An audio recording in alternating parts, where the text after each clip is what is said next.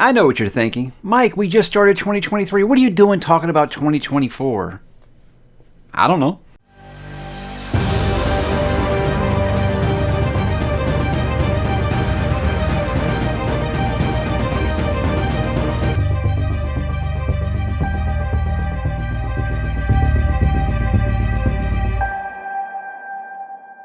Hey, what's up, bookworms? Mike back to do a little long-range forecasting. Now, I know a lot of people are like, why are you talking about series that you plan to read in 2024? We are in the first quarter of 2023. What's going on? Well, you go back, guys, and check on the channel. Every April I do this, so it's about a week early this year, just kind of where I had a place for it in the schedule. So I said, you know what, I'm going to go ahead and talk about some of these series that I probably won't be able to start this year. And I'm not necessarily saying I'm going to start next year, but I would like to. This is always a beginning. In November, I'll do my ones of the series I'm starting next year, my permanent ink. So this is kind of like the precursor to that one. So it's a two-step process, guys, and we're going to kind of start here. So with some series that I'm starting in 2024, or looking forward to starting in 2024, first I want to talk about a few that I do intend to start this year, because I know there will be several people who ask about these. So I'll let you know that I do already have them on the schedule for this year. That's Book of the Ancestor by Mark Lawrence. I think it's been well recorded on this channel that I was lukewarm to the Broken Empire series, but I do want to give Mark Lawrence another try, and that series comes highly recommended. The Song of the Shattered Sands by Bradley P. Boudier, who I always say his name wrong, so I usually just call him Bradley P. But he was nice enough to send me 5 of his books a while back, and I've kind of kicked that can down the road a little bit, but I am going to be starting it this year sometime. Don't know exactly when. Right now I'm angling towards the summer. The Lot Lands by Jonathan French is another one that I have on my schedule. That one actually, Mike Shackle's The Last War kind of leapfrogged that one. So I'll be getting to that one sometime a little later than planned. And of course, guys, The Bound and the Broken by Ryan Cahill. This is one that's kind of just come out of nowhere recently. And I read that novella The Fall, and I said, you know what? I think I'm going to have to jump into that series sooner rather than later. So I'm going to go ahead and say I'm going to start that one in 2023 because I really did like what I found there. Now, I did do a video recently about, 5 fantasy series that I would like you guys to help me choose from that I would be starting after I finish the Realm of the Eldlings. Well, obviously, Bound and the Broken's kind of broken that cheat code, but I haven't compiled those votes yet.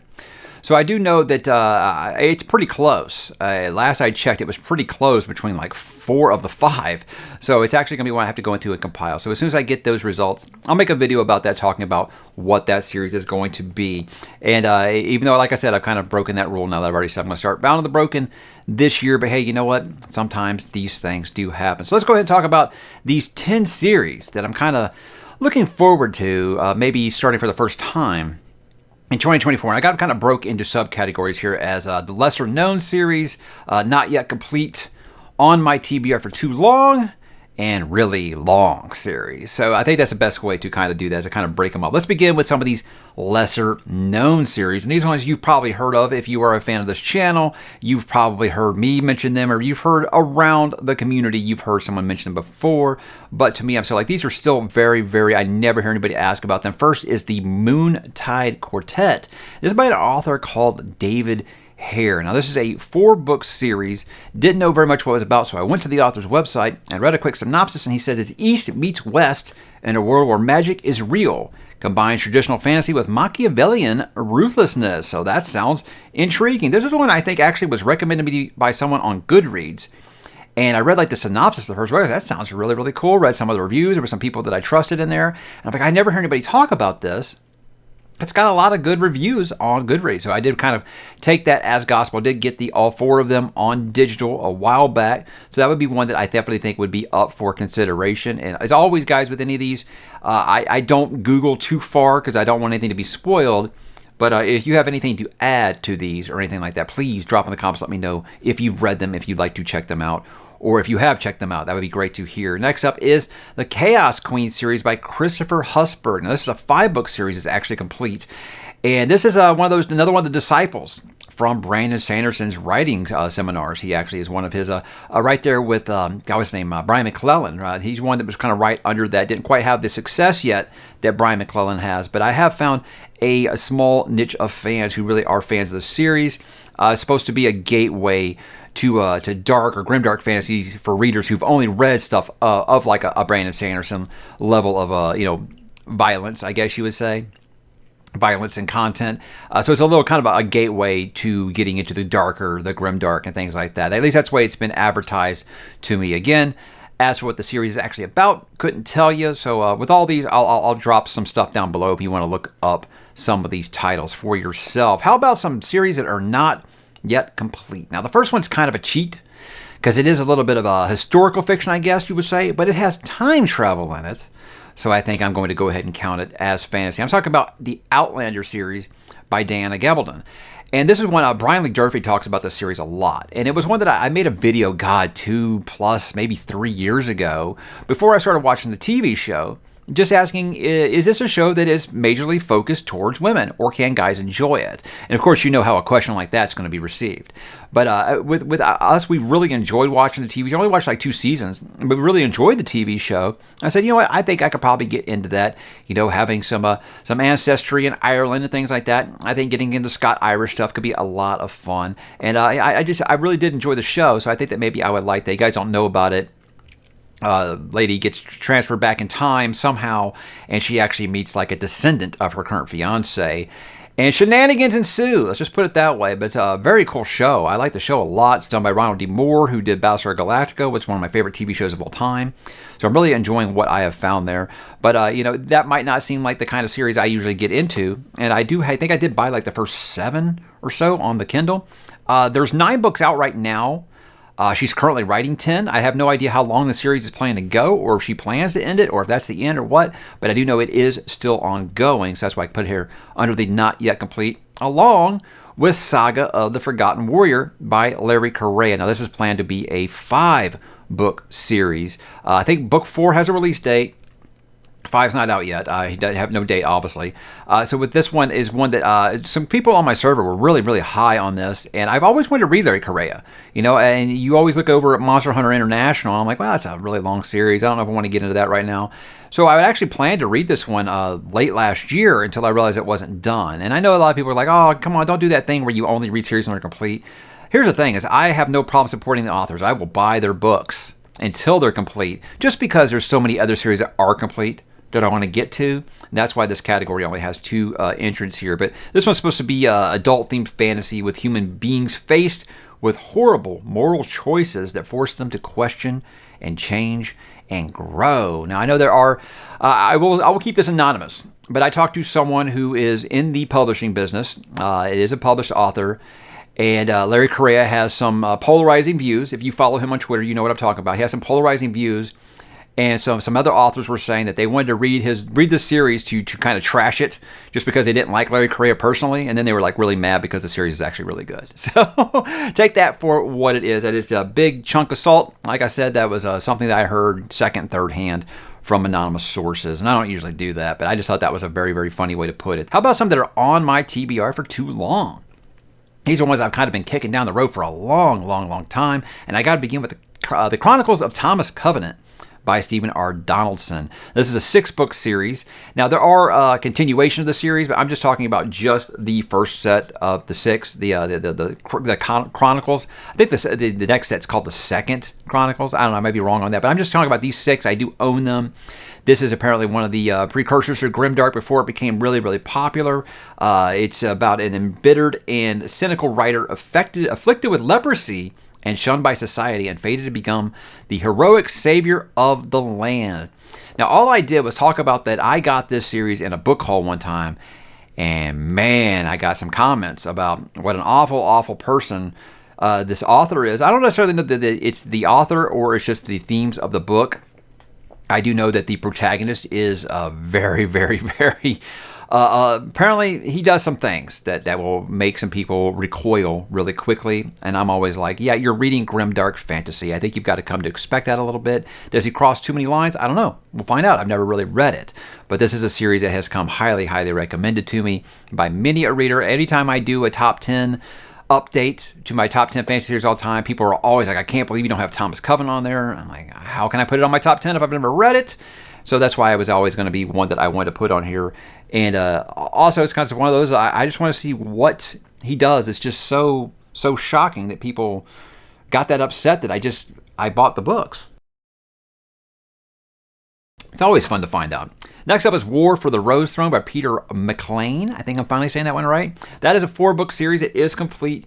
A lot of people have said this is basically a Peaky Blinders, but with a fantasy setting. I've never watched Peaky Blinders, but I think I know what the gist of that show is about. So you're going to be dealing with like some gang warfare and things like that. People have a violent reaction to this one way or the other. They either absolutely love it or they absolutely hate it.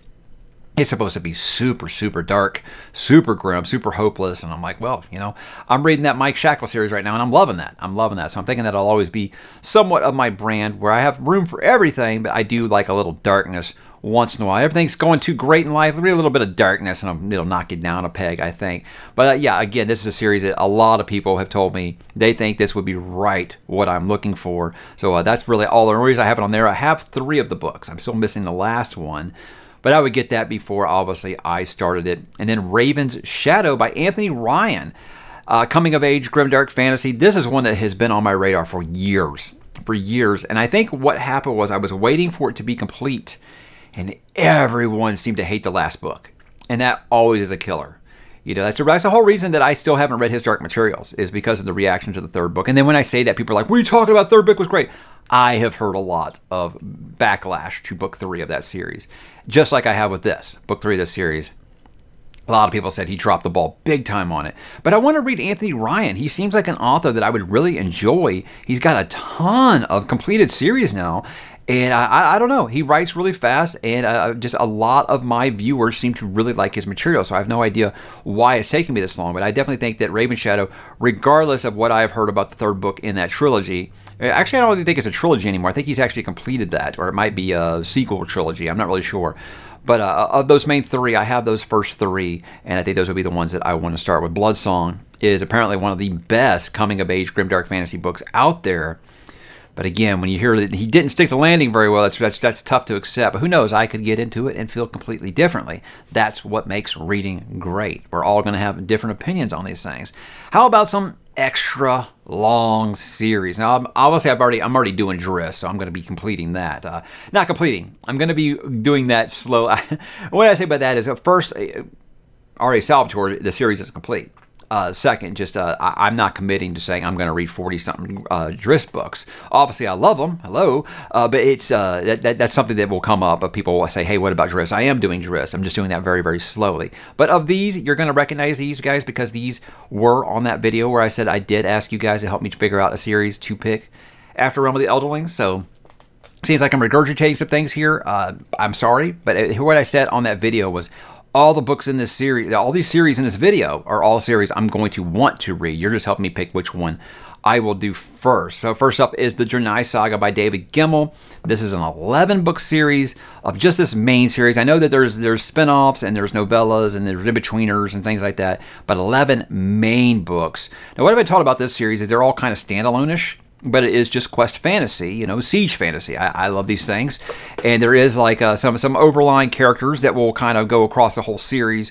But it is almost kind of like an anthology series in that it has a new group every book that you can kind of get behind and follow on a quest. I mean, I'm an old school fantasy fan. I love me some questing fantasy. And I love a good siege. Who doesn't love a good siege? And again, I don't think I've talked to anybody who has read Legend and did not like it. Anybody, despite what kind of fantasy they're into. I think that book is just unanimously loved.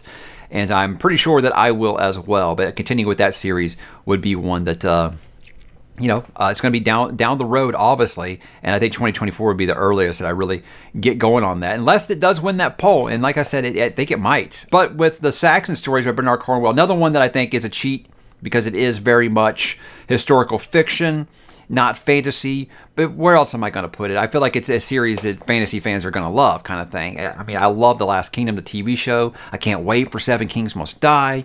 I think that Warlord Chronicles is maybe one of my favorite trilogies of all time. So, I of course I want to read this. Really, with this, it's just been, the only thing that's kind of held it back for me so far is the fact that it is so many books, right? So with this one, obviously you're dealing with the birth of England, 9th and 10th century.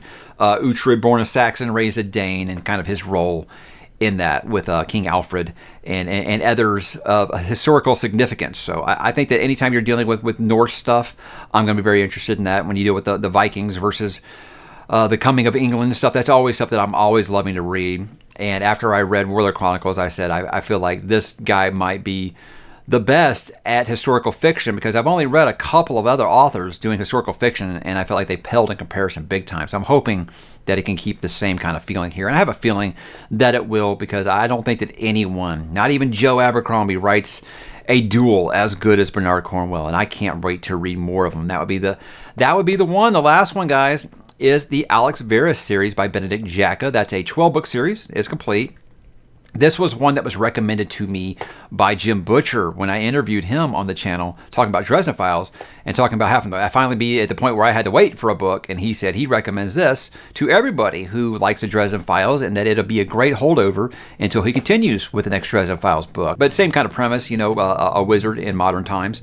And that's obviously a formula that works for me. Enough people have told me that it's not just a Dresden Files ripoff. It's not great value Dresden Files, in that he actually even makes a nod to Dresden Files in it. So I guess in theory it exists in the Dresden Files universe, so that's a lot of fun. But there's lots of Dresden readers who have read it and said it was really great, that it took a bit to get going, just like Dresden Files did, but that there isn't going to be any Dresden Files fan who, if they don't go into it expecting Dresden Files, that there isn't going to be a Dresden Files fan who doesn't enjoy it. And I think that's why I first got interested in it. And of course, from the recommendation from Butcher himself. But I got that whole series on Kindle, and I'm very excited about all of these series. But guys, those are the 10 that I think if I don't start this year, I'll probably be starting sometime in 2024. But again, you might watch the series I'm putting on my TBR in permanent ink this fall and be like, okay, you know what, half these series weren't on there. That's going to happen over the course of the year. I get so many recommendations.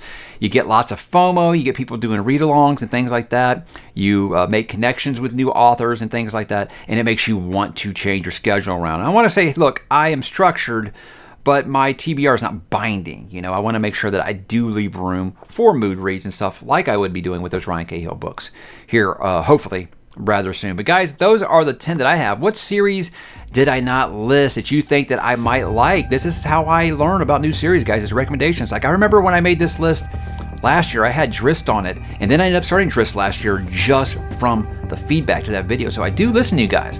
So please drop in the comments, tell me some series. If you have any feedback about these, I would obviously take that. But if you have anything that you want to tell me that I didn't list here that you think I'd have some interest in, please drop in the comments and let me know, guys, and I will talk to you there.